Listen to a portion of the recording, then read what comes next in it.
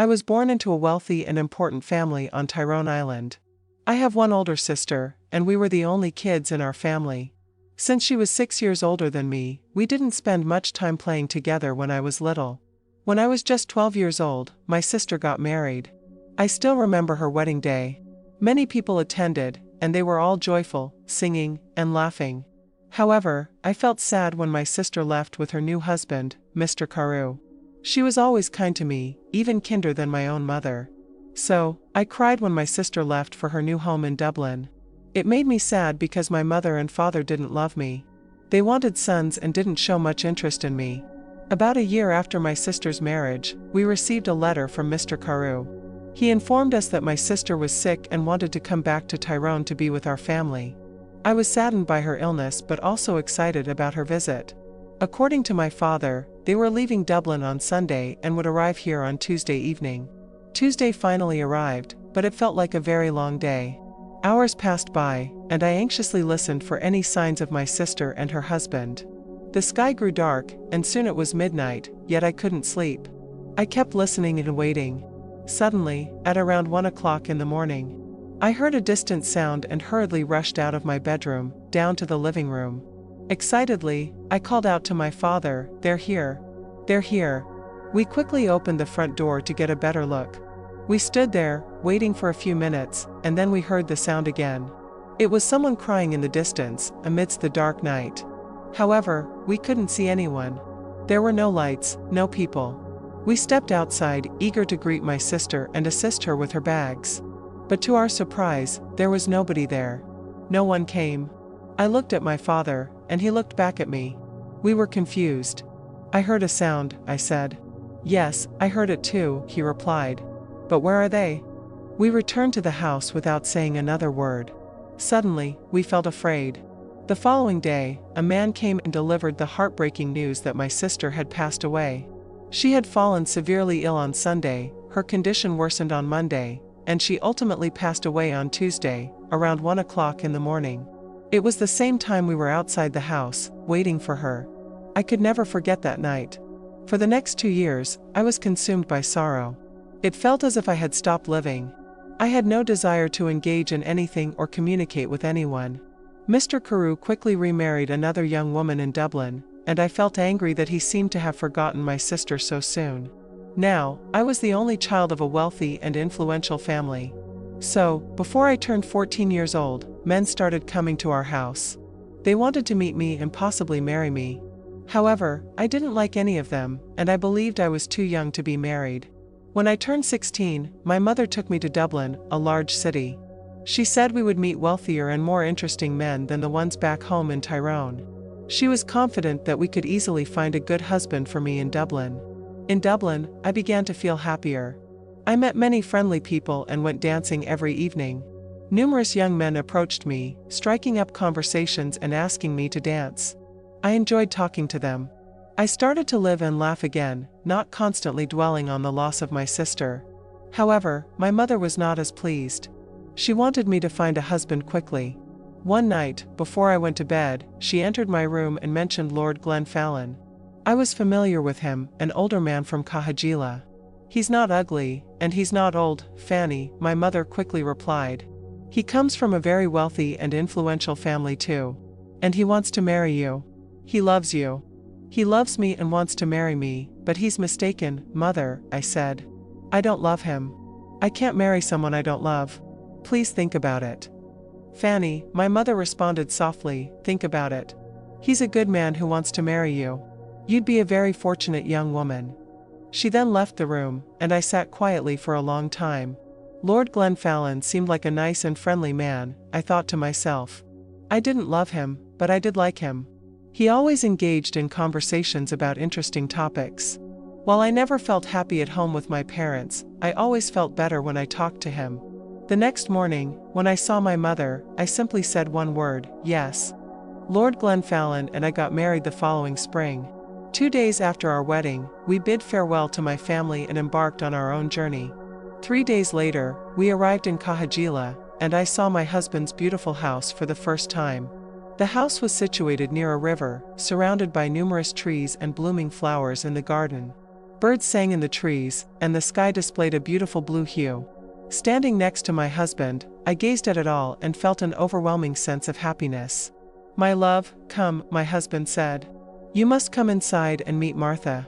She takes care of the cooking, cleaning, and knows everything about the house." So, we entered the house, and I was introduced to Martha, a friendly elderly woman with cheerful blue eyes. She kindly showed me around the house, and as I explored, I began to feel excitement about being there. It was a place filled with joy. Women sang in the kitchen, men lit fires in the living rooms, and dogs and cats roamed around. "Come with me now, madam," Martha said, "and let's take your bags upstairs so you can freshen up before dinner." I followed her, and soon we arrived at a large brown door. "This is your room," she said, opening the door. As I stood there and looked inside, a sudden chill of fear ran through me. In front of me was something big and black. I couldn't comprehend what it was. It appeared like an old coat, but empty, without anyone inside it. Startled, I quickly jumped back, overwhelmed with fear, and distanced myself from the door. "Is something wrong, madam?" my mother asked me. I hesitated for a moment, then replied, "Nothing, perhaps it's nothing." But deep down, I believed I saw something in there, a large black coat when the door opened. Martha's face turned pale with fear. "What's wrong?" I asked her. "Now you look frightened." She explained that when someone sees the black coat in the house, it is an ominous sign that something bad is likely to happen soon to the Glenfallen family. She shared her own childhood experience of seeing the black coat, which was followed by the death of old Lord Glenfallen the next morning. Feeling unhappy and afraid, we proceeded to have dinner. However, I kept my concerns about the black coat to myself, choosing not to mention it to my husband. I desired to forget about it and regain my happiness once more. The following day, Lord Glenfallen and I took a stroll together to explore the house and gardens, as I wanted to familiarize myself with my new home. "I like this house and all the people here," I expressed, "and I'm happy to be here with you. It's much better than Tyrone." For a while, my husband remained silent, lost in his thoughts.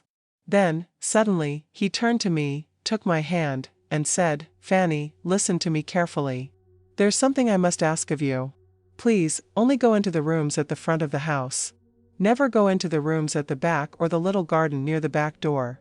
Never. Do you understand, Fanny?" His face appeared pale and troubled. I understood his words, but I couldn't comprehend why he had suddenly become a different person here in Kahajila. He no longer smiled or laughed. I wondered if perhaps the back of the house held some danger, but he refused to discuss it further. We returned to the house without exchanging any more words, and once again, I tried to push his request out of my mind and regain the happiness I had felt before. About a month later, I encountered the other woman for the first time. One day, I wished to take a walk in the gardens. It was a beautiful day, so after lunch, I hurried up to my room to retrieve my hat and coat. However, when I opened the door to my room, I found a woman sitting near the fireplace. She appeared to be around 40 years old, wearing a black coat. Her face was pale, and upon closer inspection, I noticed that her eyes were also white. She was blind. "Madam," she softly addressed me.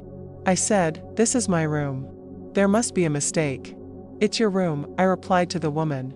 She responded, "A mistake? No, I don't think so. There's no mistake."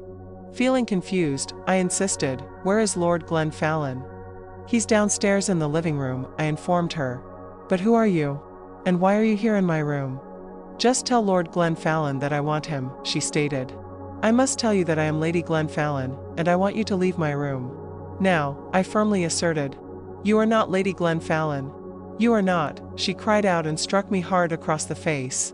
In pain, I called for help, and soon Lord Glenfallen rushed in as I hurriedly left the room, waiting outside to eavesdrop on their conversation. I couldn't catch every word, but I could sense that Lord Glenfallen was furious, while the blind woman appeared deeply unhappy. When he emerged from the room, I questioned him, "Who is that woman? Why was she in my bedroom?" However, my husband remained silent and pale with fear. He didn't provide any answers.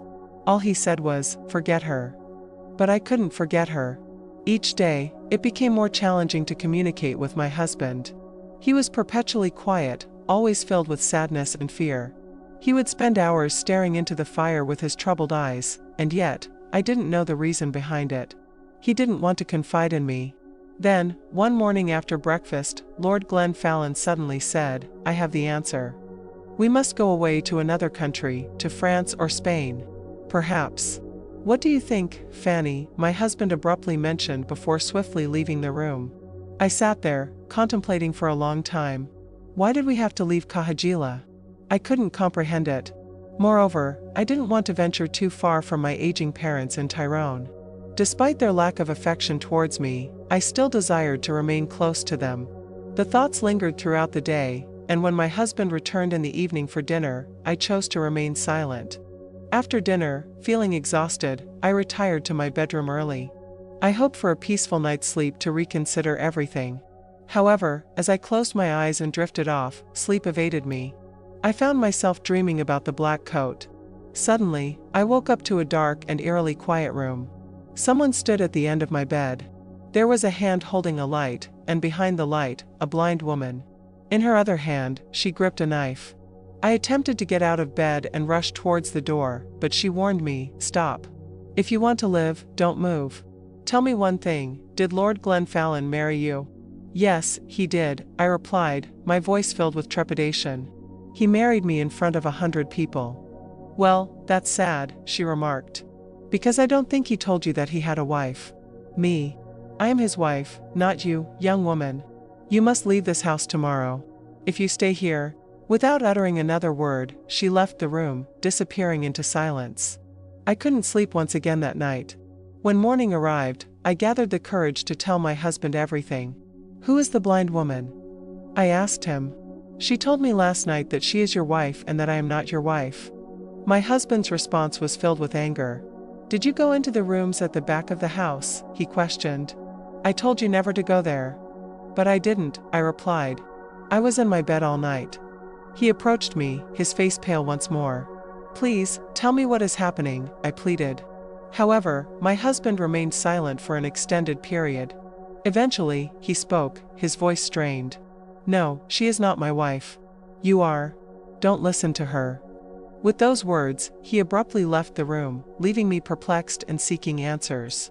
I rushed to find Martha, feeling a sudden dislike for this house. My husband had become a difficult man, and I couldn't understand him. I wanted to know everything about the blind woman in the black coat. I needed answers. "Please don't cry, madam," Martha consoled me when I located her. "Sit down and listen to me. What I'm about to tell you is not pleasant." She continued, "The blind woman, the one in the black coat, is dead. You saw her ghost. She was married to your husband and was Lady Glenfallen. No one knows exactly how she died. Her bedroom was at the back of the house. Someone witnessed your husband with a knife in his hand on the night she died. Did he kill her? Nobody knows. When we found her, the knife was on the floor beside her, and her eyes. Someone had gouged them out after her death. Perhaps he didn't want her to see his other women. His next wife, you." I couldn't bear to wait and speak to my husband again. The revelations were overwhelming, and I felt a mix of fear and confusion. I left Kahajila that very day. The fear was too overwhelming, and I couldn't bear to stay another minute in that house. I knew deep down that the blind woman would return, seeking to harm me. I bid farewell to Martha, packed my belongings, and instructed my driver to take me back to Tyrone. Now, I am content living here with my mother and father. The atmosphere is tranquil, and I am able to sleep peacefully each night. They have become friendlier towards me compared to before. Occasionally, my deceased sister visits me in my dreams, but I am never afraid. She warns me that the blind woman is still trying to locate me at Kahajila, driven by jealousy and a desire to cause harm. However, she will never find me there. She must wait for the next Lady Glenfallen.